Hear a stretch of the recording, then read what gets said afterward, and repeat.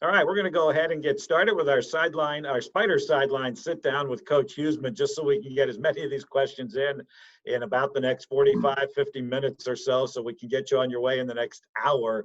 But we do have a long list of questions that we're going to get to, and we really appreciate Coach Huesman joining us this evening to go through a lot of what's been going on, and even more so, and Coach, you can speak to this in a moment, normally at the beginning of training camp, right at the end of July, beginning of August, we have a great breakfast with a lot of our Spider fans and alumni and season ticket holders, and you're able to answer those questions in person. Unfortunately, because of COVID-19, we weren't able to do that this time around, and this is taking its place, at least for 1 year. And I do want to acknowledge our real good friends at Owen and Owens. They sponsor that breakfast each and every year, and they have gone ahead and sponsored this Spider Sideline sit down. So I certainly want to give a shout out to our friends at the law firm of Owen and Owens, where every client matters. They've got a team of UR grads. A couple of them, of course, played Spider football.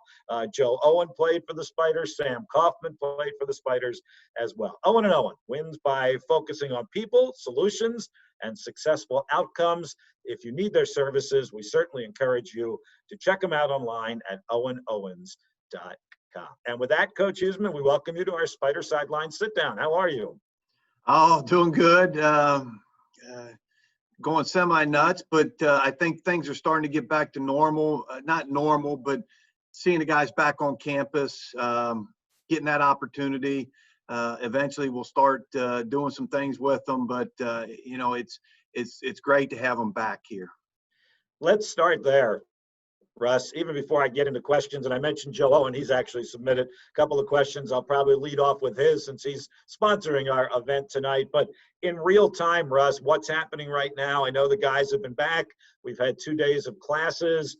How did kind of the summer end for them? I know they were supposed to come back to campus, and just before that happened, the CAA made the decision not to have fall football. How was the end of the summer for the guys, and how much interaction have you had with them just in the few days they've been back on campus and back in classes? Well, it did start. We were planning on bringing them back in the middle of July.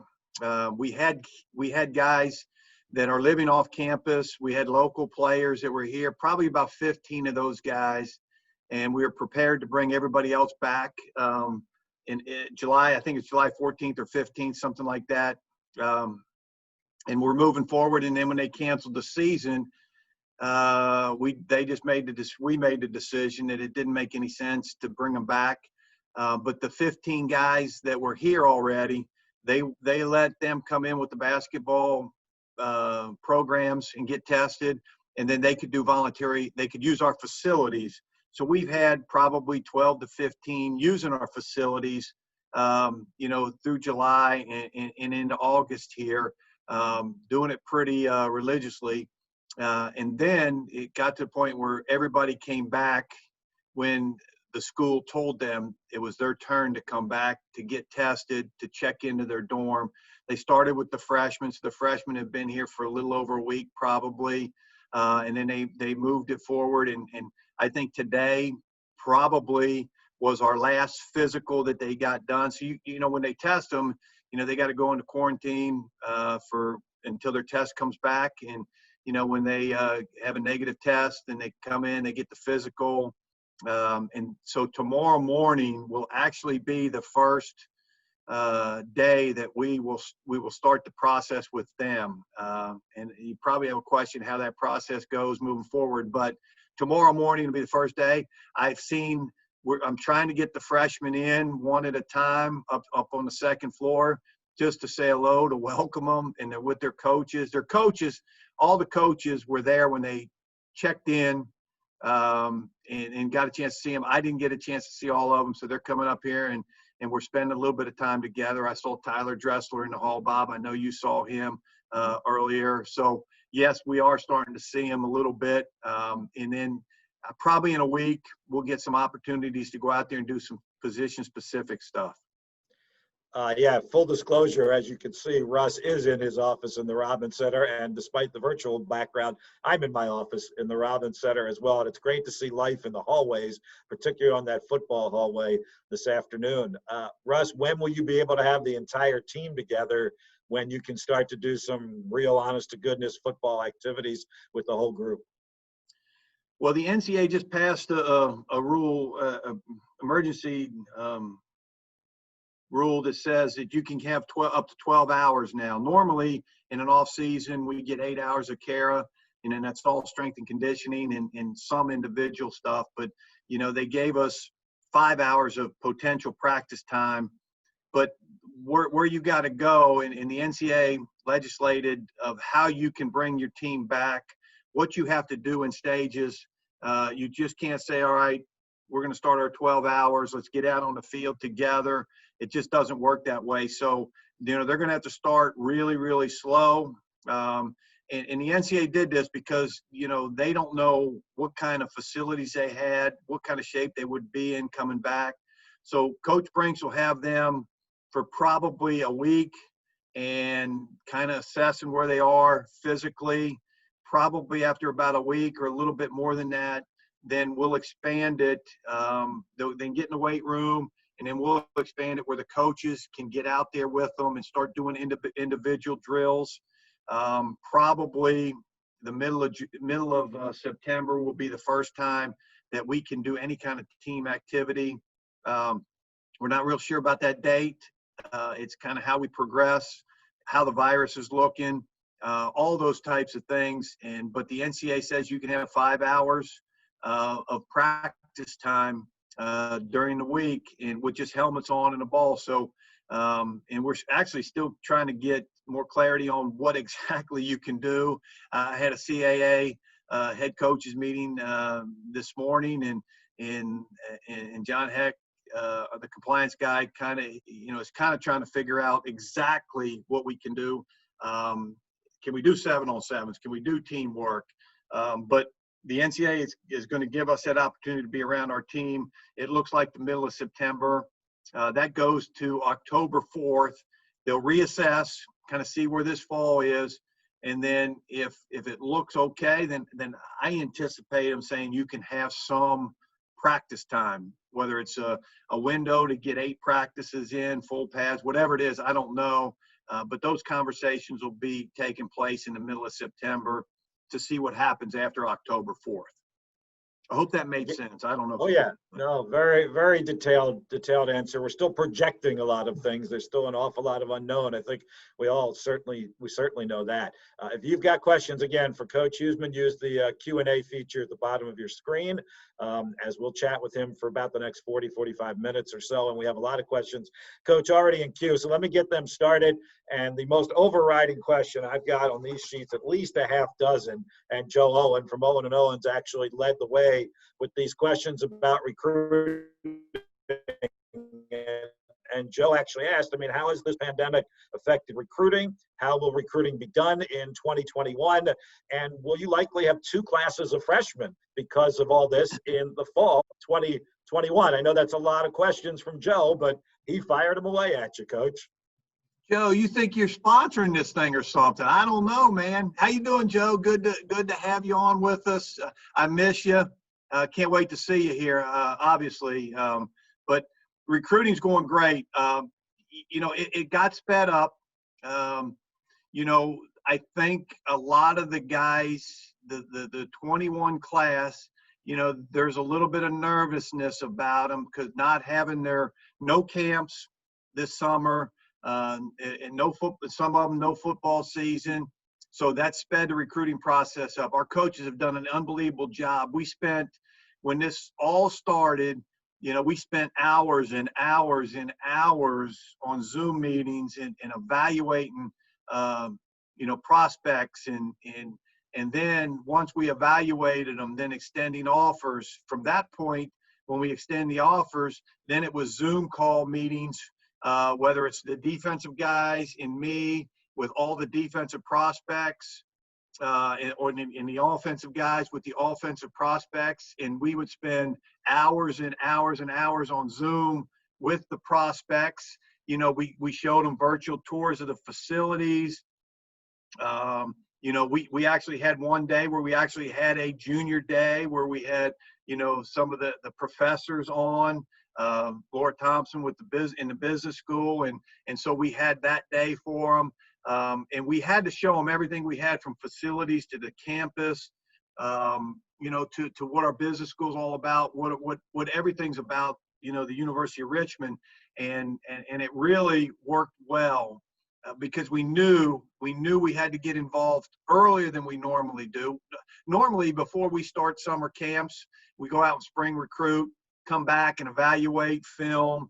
A lot of we'll say, well, we want to see him in camp. And normally we would have maybe 3 or 4 offers out, probably just to local Richmond people that we knew, prospects. This year, we probably extended, before even the summer got here, we probably offered 100 kids at that point in time, way more than we ever have. But again, our guys did a great job of evaluating, getting them in front of us, getting to know them through Zoom, evaluating them on film, talking to anybody that we need to talk to, just because we knew it would happen. And you guys have probably seen out there all the people that are committing throughout the country right now, especially the guys that don't have great shape right now, in the number that we can sign and what we have committed right now. But again, our coaches have done an incredible job. And, we spent probably, 2 months just basically, recruiting and meeting with our team on Zoom and kind of spent 2 months doing that. Now we still got to recruit, but now we're shifting our gears to our players and getting those guys ready to go. So the follow-up to that, Russ, and here's the next most popular question that we've already gotten from the registration and even a couple live questions is, can you tell our audience what you anticipate our roster looking like over the next 12 months now that the NCAA has said fall athletes will get an extra year of eligibility if they want it, if the school wants to give it to them, particularly as it pertains to our redshirt seniors, but really to your entire roster and what your roster could look like a year from now when we're playing fall football in 2021? Well, I think if we can get everybody back, which it looks like we can, I've had multiple conversations, especially the fifth-year seniors, and even some of the younger guys that would have this would be their last year and they would potentially have another one, how we're going to deal with them academically, what grad school they're going to go to, can they get in the NBA, all those different scenarios.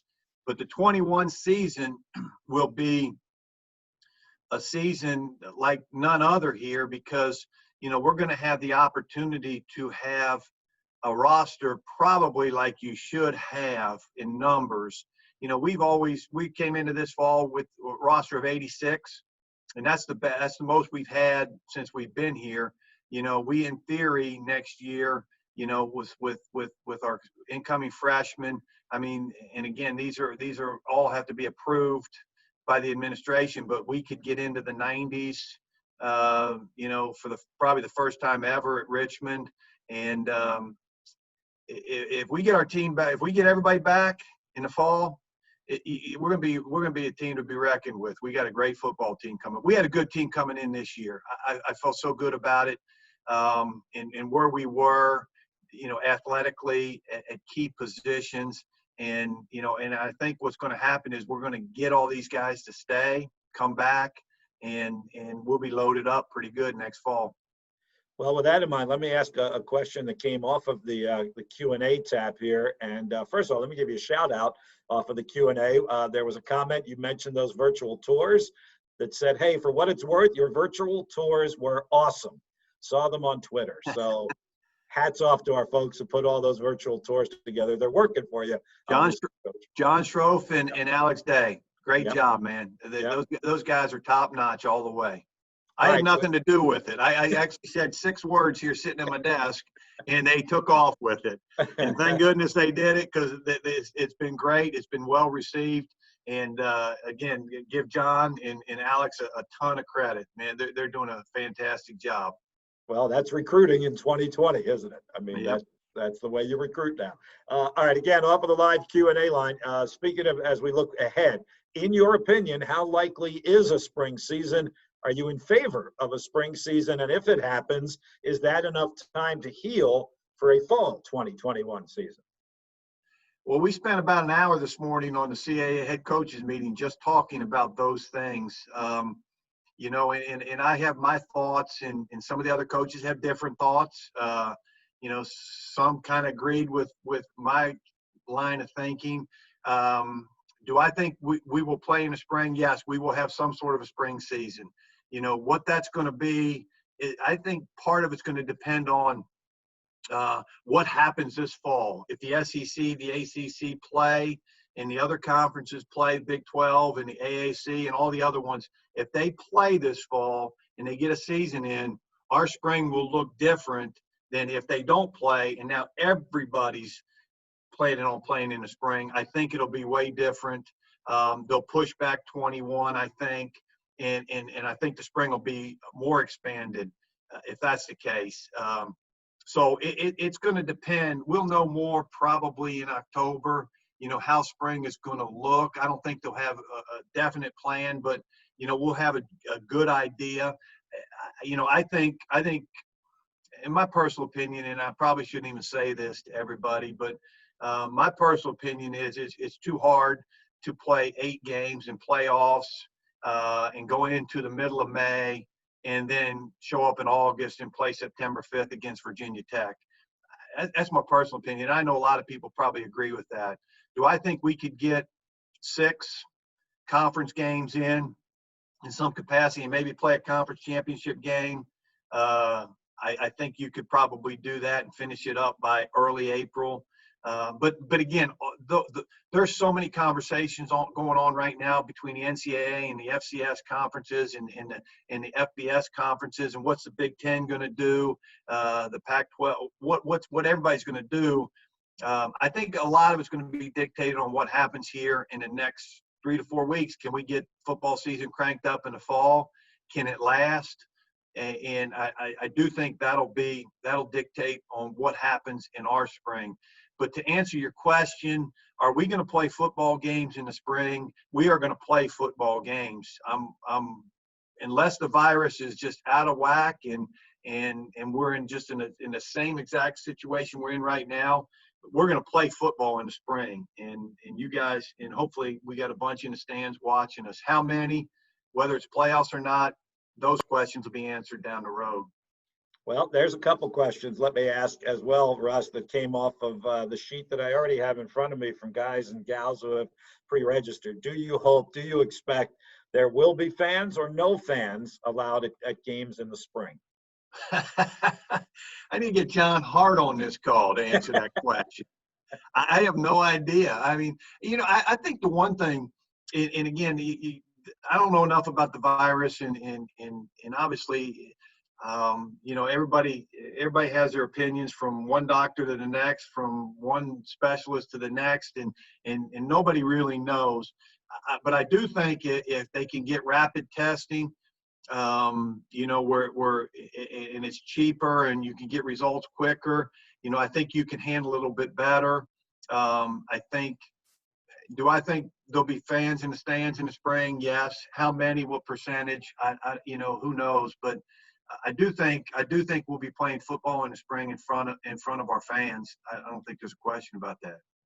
When we play in the spring, Russ, how much conversation have you had with your support staff, meaning strength and conditioning and athletic trainers, about how much rest time they really do need over the summer to be able to come back and have their bodies in the right shape to play another full season in the fall of 2021?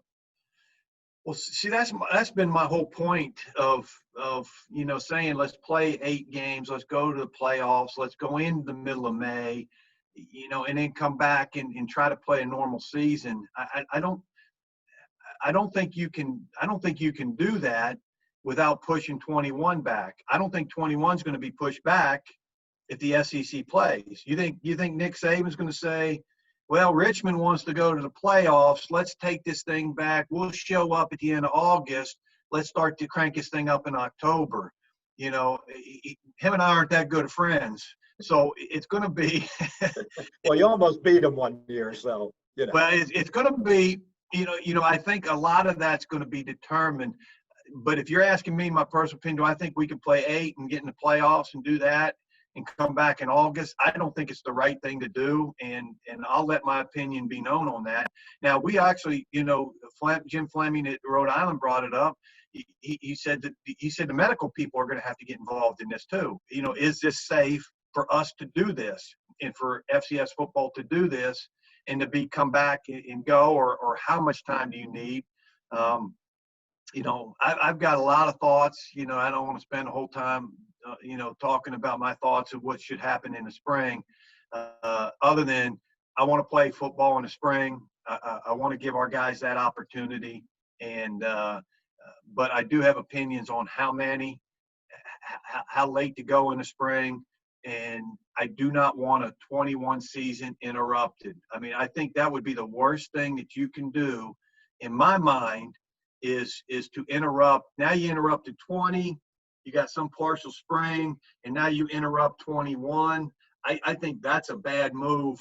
And that's my personal opinion. I'm sure there's a lot of people that disagree with me on that. That's not the first or the last time that'll happen, but I want to be here on August 5th and getting ready to play Virginia Tech on September 5th, I think it is.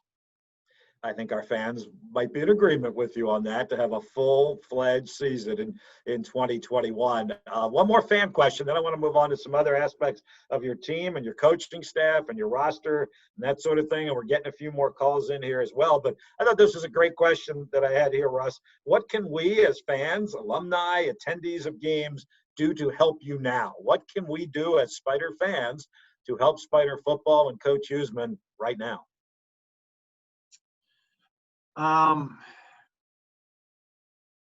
Well, obviously we had the Giving Day, and that was an unbelievable response. Mm-hmm. And everybody out there that was a part of that, thank you so much, man. You guys don't. I'm not sure if you realized, how important that was. The reception that we got was incredible during a pandemic, and I know times were tough, and our football alums stepped up big time. I think Jazz did an unbelievable job with that. And so, that was incredible. Right now, there's really, I'm not real sure what can be happening, to help us out. Just be anxious for when we crank it up and, say your prayers that the pandemic goes away. Maybe that's the best thing. Or they get a vaccine, or they get a rapid test, and we are pray that our players get to put the pads on, what they love to do. Sometime this fall, hopefully that happens. But I don't know how people can help, but I do appreciate these things. I really do, and all y'all that are out there listening. They approach me on this, and I'm thinking, are you kidding me? I miss everybody. I loved coming to the radio show. I love doing these things and connecting with all our Spiders that love Richmond football. I mean, this is huge for me to do this, and I would do this every week if Bob was available. He's never available though.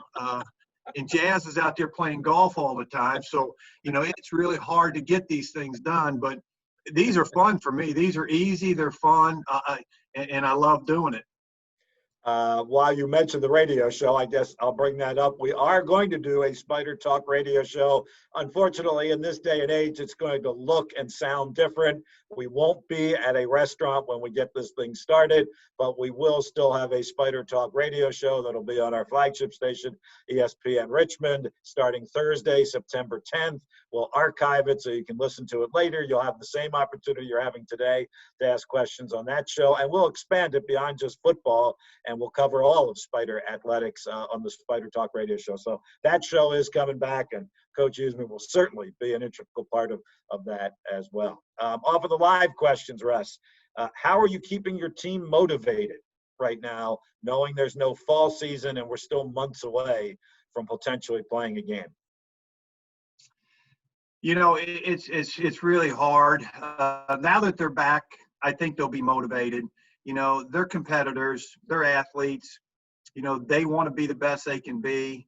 I think, right now you can't see the light at the end of the tunnel because spring is so far away. But I do think, there's going to be, when we get the opportunity to get them out as a team, I think that's going to be a relief for them where we can be out there in helmets and maybe do some football activities. And then maybe in October, they say, all right, you can do some spring practice stuff and then kind of prep and get ready for, a spring football season. You can't see that light at the end of the tunnel right now, but, you just got to hope you got competitors, which we do. I love this football team. And so they just got to understand. And here's what I told them. I said, fellas, if we, when I had to, it kind of came out when all this came down and the CAA canceled the fall season, it kind of got out on Twitter a little bit. So I had to, I asked John Hart, I said, can I get my team tonight, even before the announcement? I said, I think I owe it to him to do that. And he said, yes, go ahead. And some of them didn't know. And, and it was hard. It was hard to tell them that, and we had subsequent meetings. And, I told them this. I said, guys, just think about it this way. You're going to be, if we play in the spring, you're going to be 180 days better than what you would have been showing up in August or playing in September. You're going to be 180 days better. If we don't play till next fall, you're going to be 365 days better when we crank it back up. So just think about, how much better this football team's going to be 180 days from now, 365 days from now. And again, it looks great that these guys want to come back. They want to be here. They love the University of Richmond. They love their teammates. I'm so, I can't think about 21 right now because we got to get these guys ready and for spring or whatever we got to do. But, 21, I wish it was here right now with this football team. I know one of the other ways you've kept these guys motivated, particularly through all the Zoom sessions, you've brought in some really powerful guest speakers to talk with the entire team. And I know one of them that you had on Zoom, he just shot us another text, Russ. Let me read this and let me give you an opportunity to speak to him because he's one of our all-time great players and a Hall of Famer who played a long time in the National Football League. And he writes, the process is greater than the product. Keep these young men focused of the things that they can control and release those things that are beyond. Championship mindset is cultivated in seasons like this. Stay ready to play no matter what the schedule looks like. Sean Barber. Sean, my man. Sean spoke to our team. It was incredible. Our guys really appreciated it. His message was fantastic. He's a true Spider. I follow him on Twitter. He follows me. He texts. He sends me texts. Sometimes he even sends, his son hitting a home run, which is pretty cool. I love Sean. He was fantastic. We also had Joe Douglas on. Joe was great. And then I brought on Sean McDermott, who's a William Mary Tribe guy that I coached, but I thought Sean was really good too. And so, we felt like we needed to do those things to keep these guys motivated. And I think throughout the summer, with their help, it really kept our guys, fine-tuned. Sean had it at a pretty tough time. It was easy for Sean McDermott and Joe because they're talking about how to get ready for a fall season. Sean Barber comes in and everything had been haywire in a lot of different ways. And Sean, was really incredible with our football team. And I know we appreciate it. Our team appreciated it. And we think the world of Sean Barber. We sure do. Let me ask you a couple more about 2021, even though you said you're focused on 2020, but we do shows like this, we're allowed to look ahead a little bit. And I can tell by the level of your excitement that you do feel we could be really good if and when we get to fall of 2021. So here are a couple questions along those lines. If we're able to keep our players out of that transfer portal, how much of an advantage will it be compared to some other programs that have already lost players this year to FBS schools, such as guys who have left Villanova and guys who have left James Madison, who've gone on to FBS schools? How would you approach that, Russ, of keeping our guys out of that transfer portal and having the best team possible on the field? Well, the guys that have this opportunity, I've spoken to them, and we've got plans for them. One thing that's enticing, obviously they love their teammates. They love this place. That's one thing. But the one thing that's enticing is, we'll put them in grad school. And now all of a sudden you got an undergraduate from Richmond and a graduate degree from Richmond. So you're getting an opportunity to play football. But also it's not like, well, I got to come back and I'm not, if I'm only getting football, is it worth my while? And these guys, we'll bring them back with the idea that they're going to get their degree, their postgraduate degree, and I think that's intriguing to these guys. Again, you never know. You never know what happens. The transfer portal's tough, obviously.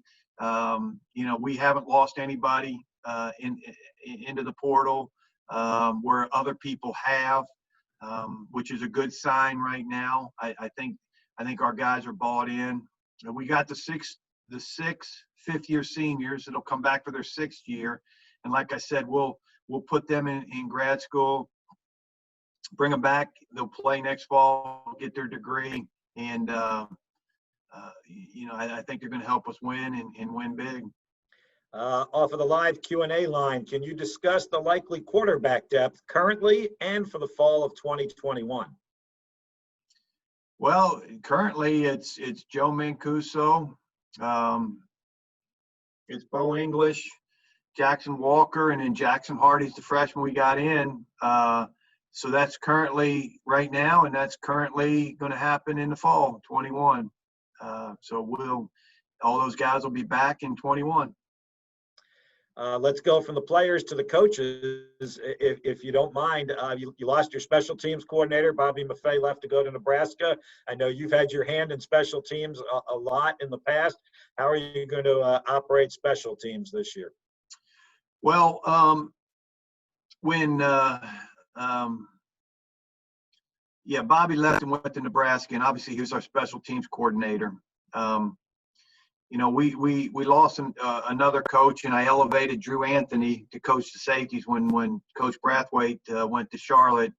I elevated Rod West and Justin Wood to co-defensive coordinators, sharp football coaches. They deserve it.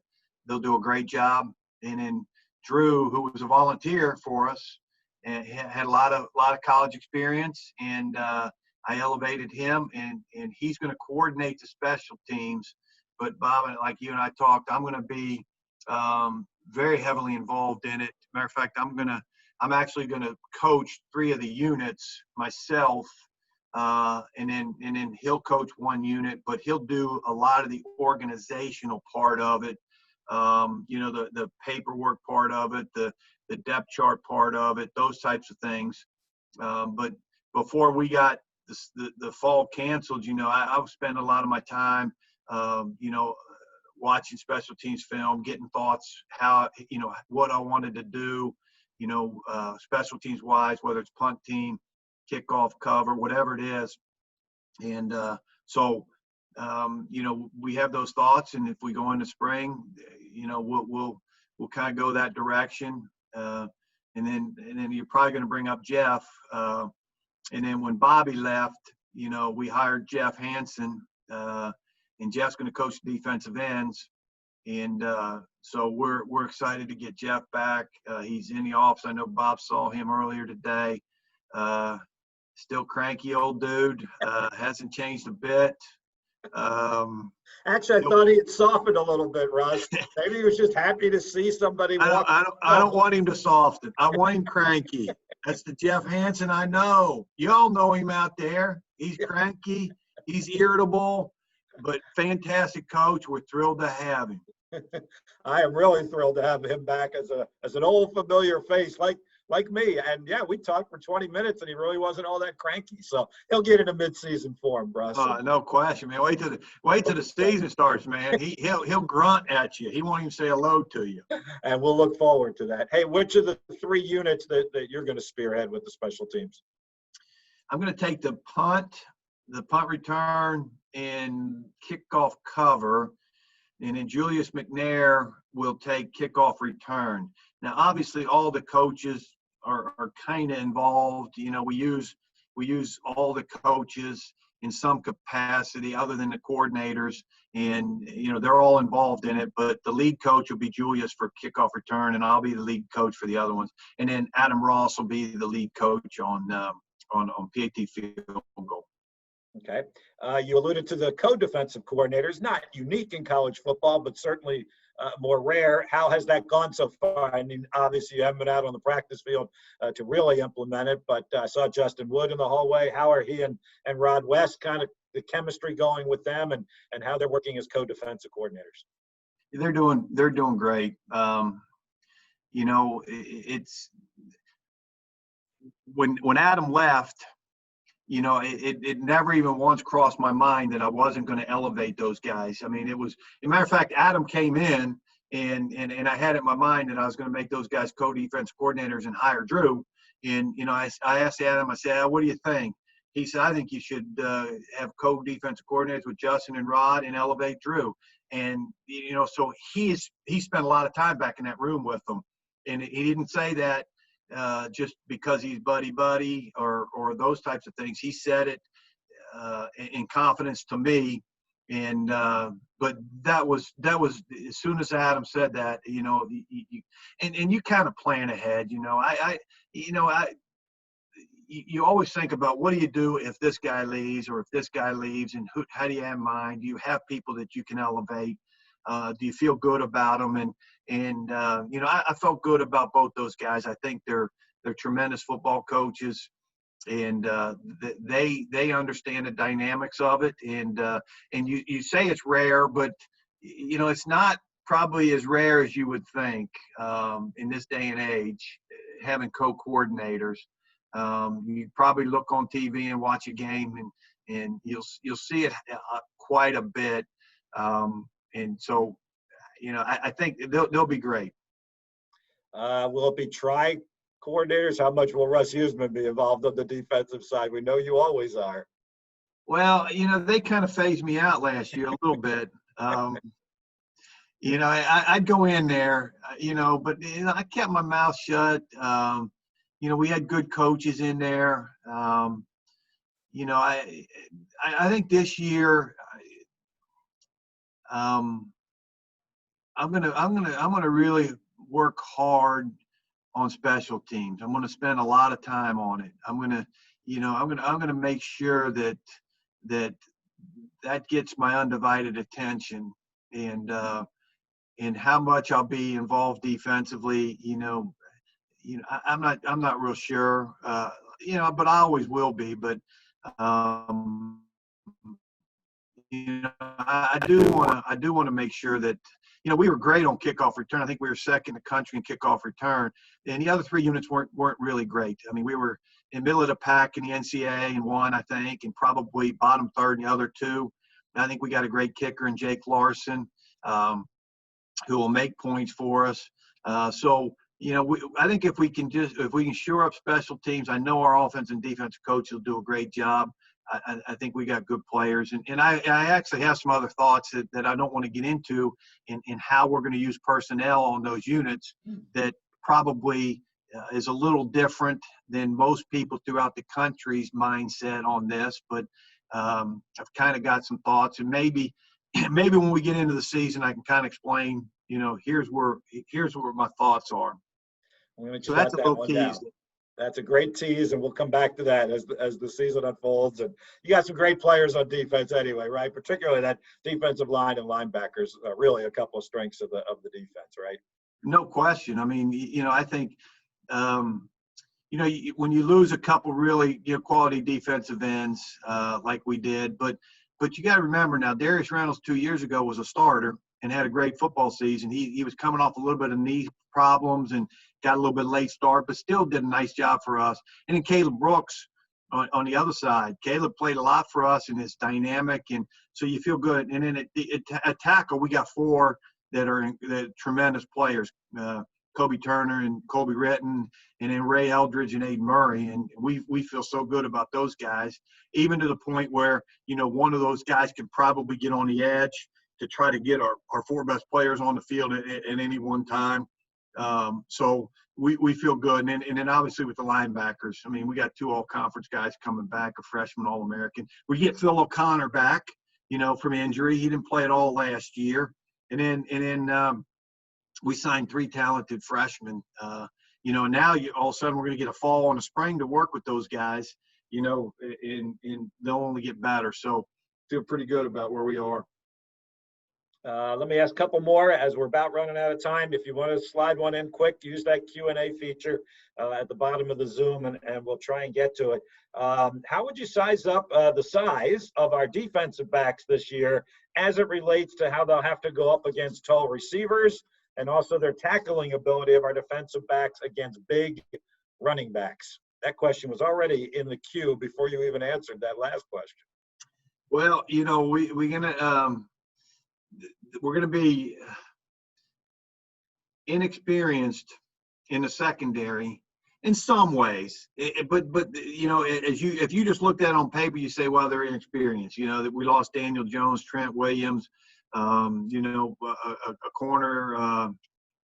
Oh man, now I'm losing my mind here, but we bring back Noah Nicholson. Noah will go into the boundary, and he's a bigger physical guy into the boundary, and that's what you're looking for. Tyreek Funderburk, who played some for us, will go to the field corner.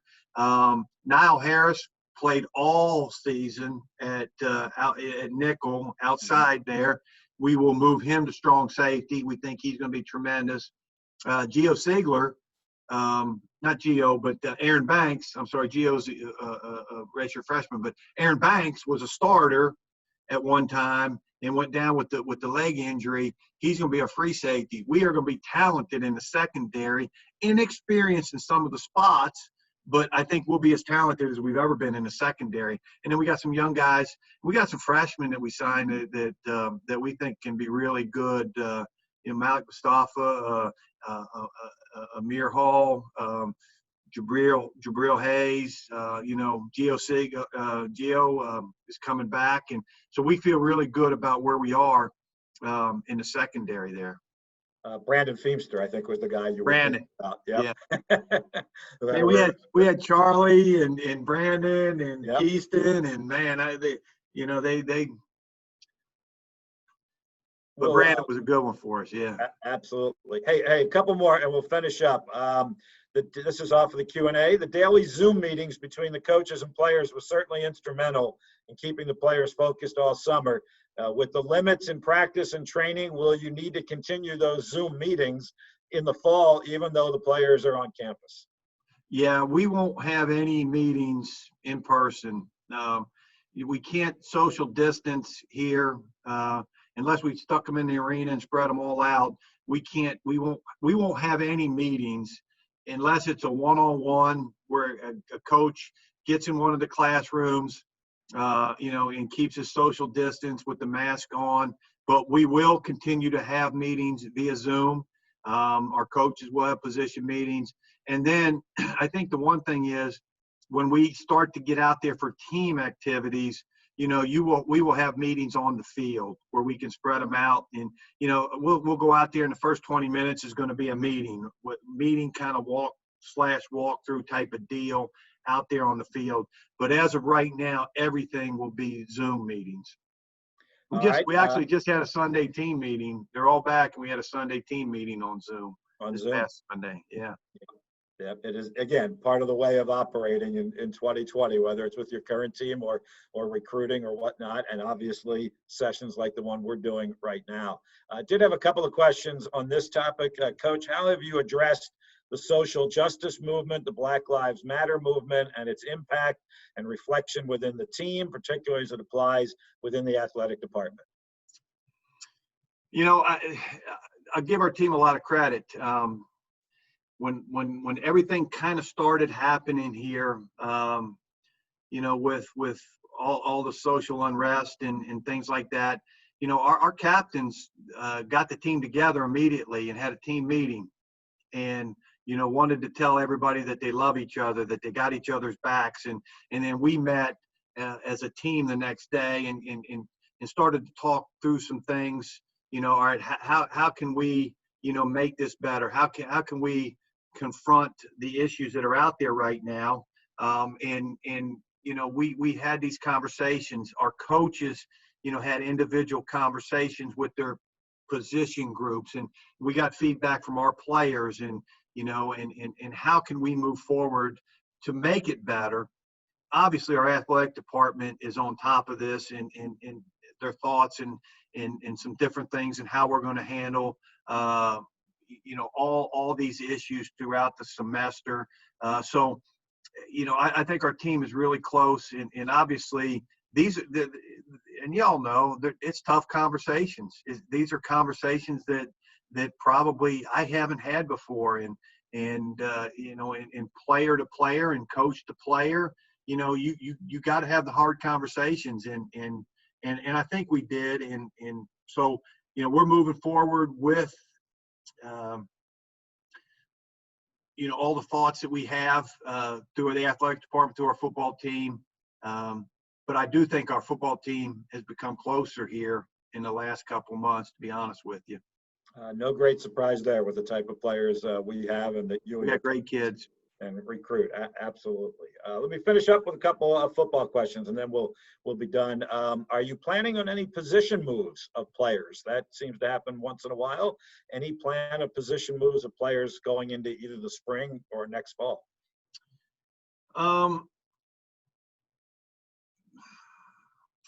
Nothing that was different than in the spring. So yeah, we're going to be about the same, moving forward here. Hey, can you speak real quick to some of the new guys that you mentioned, not the recruits, but some of the transfers, particularly at the wide receiver position, tight end position, running back position, some of the skilled positions that you brought in transfers? Because it was, you mentioned Charlie Fessler, Keaston Fuller last year. It really was successful last year.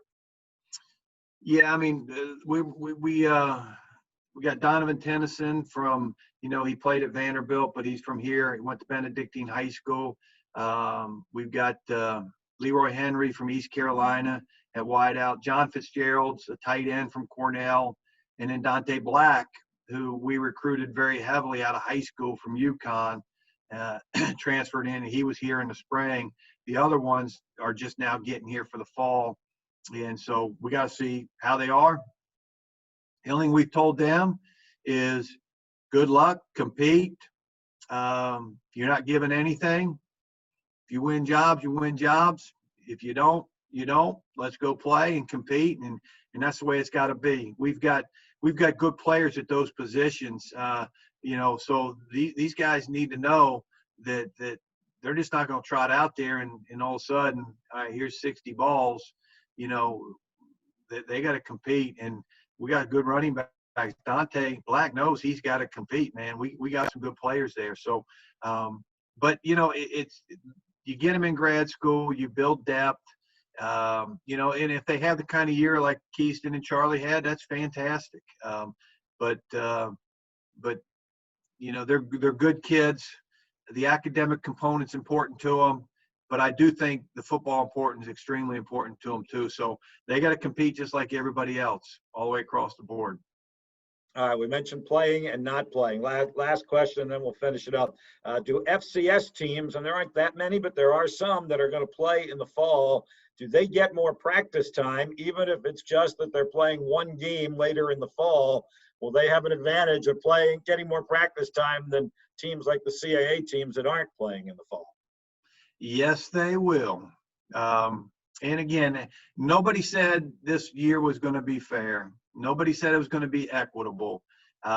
We all knew as soon as all this stuff started happening, it was even to the point where when can you get your team back to even practice? So there's not an even playing field. It's not going to be equitable. I don't lose any sleep over the fact that North Dakota State's going to play a game and get, 4 weeks of practice prior to it. I don't lose any sleep. Obviously I know the coach at Chattanooga, and they're going to play one game. And he kind of told me they're going to have 4 weeks of practice. And so but again, this is these times are nuts, and so you can't lose sleep and say, well, it's unfair. It's not going to be fair. You just got to worry about your football team. The only thing I'm worried about is tomorrow morning, our first group is out there with Coach Brinks, and I'm so thrilled that that's going to happen. When we get a chance to be out there as a team, we're going to get a bunch done, and our players are going to get better. And if we have a padded practice this fall or not, who knows? But I know it doesn't make any difference. Nobody is going to use it as an excuse. If people in the CAA are probably further along than we are right now. People in the CAA are probably not as far along as we are. It's just it's not going to be equitable. Some people are going to have an advantage over others. Some people are going to have a disadvantage. And the more you worry about it, the more you gripe about it, the worse you're going to be. I'm so thankful. I'm so thankful that we got a 6 a.m. group going out there tomorrow morning with Coach Brinks. I mean, I'm doing backflips. So that's all I care about is our football team. I didn't want to be flippant here, Bob, or any of that. I just, it's just it's different. It's different everywhere. Come spring, if we play in the spring, we'll be ready. If we play in 21, we're going to be ready, no matter what we get. Great answer, Russ. I think Spider fans, Spider broadcasters, all of us are wondering what we're going to do with our fall football Saturdays without Spider football. What's the head coach of the Spiders going to do on the fall football Saturdays without Spider football? Well, 9 p.m. Eastern on Saturday, I'm going to be watching Central Arkansas and Austin P on ESPN. I guarantee it, right in my chair. And anybody that wants to watch something else, they're out of the house. So I will be watching that. And I could care less about those two teams, to be honest with you. I have no idea. I have no connection. 9 p.m. Eastern, I will be sitting in my chair watching that game. No question. And I'm really hoping the SEC and the ACC play. I'll spend my Saturdays watching those games. No question about it. But I tweeted it out that, because I follow a newspaper guy. When I was there at Chattanooga, we've become pretty good friends. So I follow him on Twitter, and he was at a high school game on Friday, and he was going over, hey, Red Bank just scored, and it's 7-0 Red Bank over Sided Daisy. And I tweeted back to him, hey, so happy that these kids are getting to play football. My heart breaks for the people that aren't getting to play football. But I'm not jealous of anybody that gets to play. I feel 100% behind them. Anybody that gets to play this fall, high school, college, whatever it is, I'm so happy for them. And, I just wish it wasn't a dead period. We'd go watch high school football. I'd be out every Friday night, whether there was a prospect or not. If it wasn't a dead period and I could be out, I'd be out at every high school football game on a Friday night watching it. But hopefully I get to watch some football on Saturdays this fall.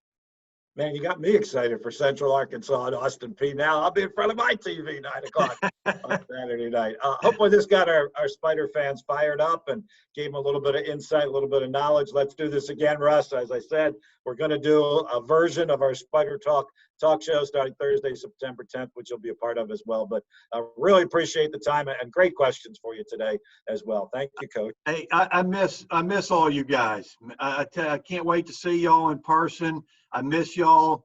Thank you for all you do for our program and me and our coaches. I greatly appreciate it. And I hope y'all realize how thankful I am.